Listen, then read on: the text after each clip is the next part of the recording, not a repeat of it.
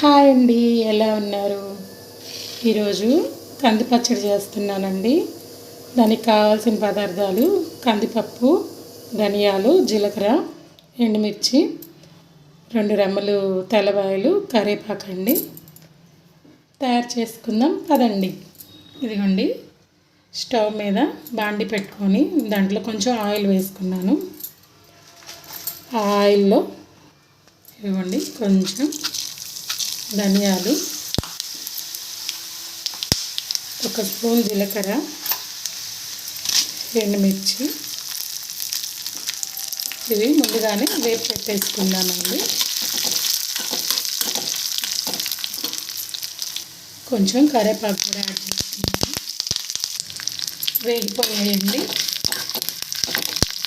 Stove కట్టేసుకుందాం.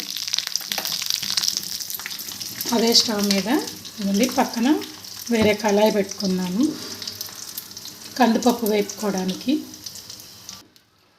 కందిపప్పు వేసుకుంటున్నానండి. అయితే కందిపప్పుకి ఆయిల్ వేయకూడదు, ఆయిల్ వేయకుండానే వేపుకోవాలి.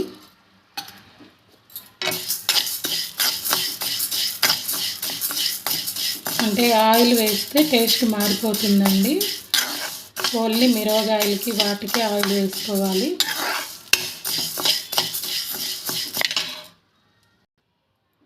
రోస్ట్గా వేపుకోవాలండి, దోరగా వేగాలి బాగా. ఇవి వేగేలోపు ఒక నిమ్మకాయ సైజ్ అంతా చింతపండు నానబెట్టేసుకుందాము.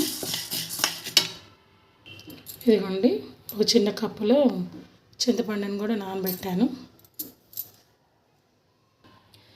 కందిపప్పు వేగుతుంటే మంచి స్మెల్ వస్తుందండి. అసలు ఆ స్మెల్ చాలా బాగుంటుంది. ఇదిగోండి, ఈ విధంగా దోరగా వేగాలి. వేగిపోయాయండి.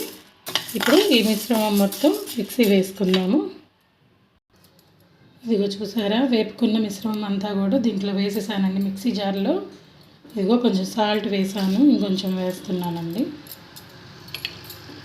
ఇప్పుడు దీన్ని మిక్సీ పెట్టేసుకుందాం. చూసారు కదండి, ఈ విధంగా మిక్సీ పెట్టేసుకోవాలి. ఇప్పుడు నానబెట్టుకున్న చింతపండు కూడా వేసుకుందాము. ఆ వాటర్ కూడా ఉంటాయి కదండి, అవి కూడా కొంచెం వేసుకోవాలి.